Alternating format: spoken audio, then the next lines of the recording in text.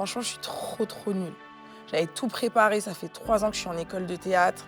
J'avais tout bien révisé et je sais pas ce qui s'est passé. Je suis tellement naze, je comprends pas. En même temps, je comprends, je suis nulle depuis l'enfance. Et puis, attends, je croyais quoi? Du théâtre, vraiment? Moi? Déclamer des pièces de Racine comme ça? Non, je suis nulle, je suis pas capable. Ouais, je me déteste.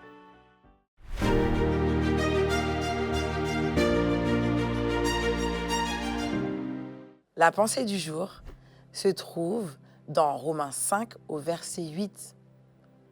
Mais Dieu prouve son amour envers nous alors que nous étions encore pécheurs. Christ est mort pour nous. Ouais, peut-être que ce que j'ai fait avant, là, ça te parle. Dieu t'aime même lorsque tu es détestable. Ça remue, hein? Détestable par qui? Par les autres? Par toi-même? On a beaucoup trop de pensées intrusives. Beaucoup trop de mots blessants envers nous. Et tu sais quoi? Ces mots blessants, ils sont là depuis notre plus tendre enfance.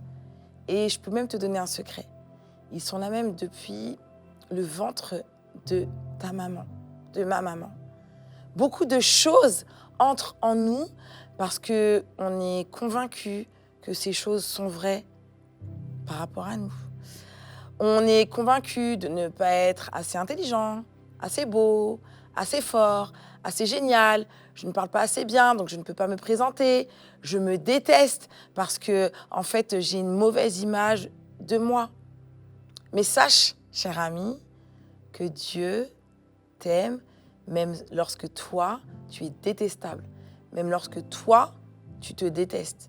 Et même lorsque les autres te détestent. L'amour de Dieu ne dépend pas de ta performance. L'amour de Dieu ne dépend pas de ta performance.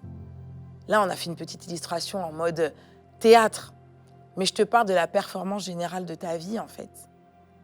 Sache que Dieu, il t'a aimé et il t'aime au pire de ta vie, au pire de toi-même.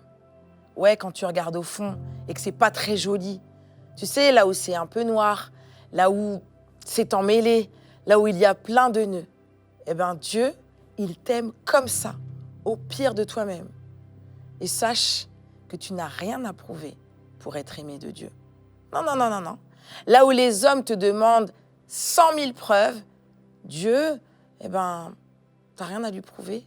C'est l'action de ton cœur qui fait le tout. Alors un petit conseil pour toi, pour moi, pour nous, hein. Je nous demande, et je fais cette demande pour moi aussi, d'accepter l'amour de Dieu sans condition. Et je nous demande par-dessus tout de nous aimer avec le regard de Dieu. C'est un conseil que je donne souvent à une de mes amies à qui je dédicace cette pensée du jour. Aime-toi avec le regard que Dieu a sur toi. Parce que tu es une personne merveilleuse.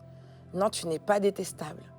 Tu es juste une personne qui a été façonnée par Dieu avec tout l'amour que Dieu a pour elle. Et si tu as des larmes qui coulent maintenant et tu sens une certaine forme de sensibilité ou d'émotion monter, laisse venir. Il n'y a aucune honte à ça. Aime-toi, parle-toi gentiment.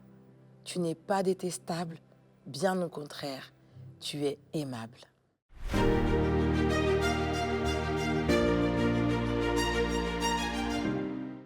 Regarde-toi dans un miroir et dis « Dieu m'aime tel que je suis ».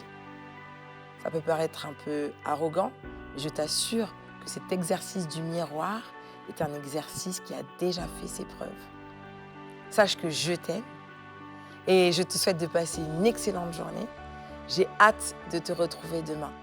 Sois béni en abondance.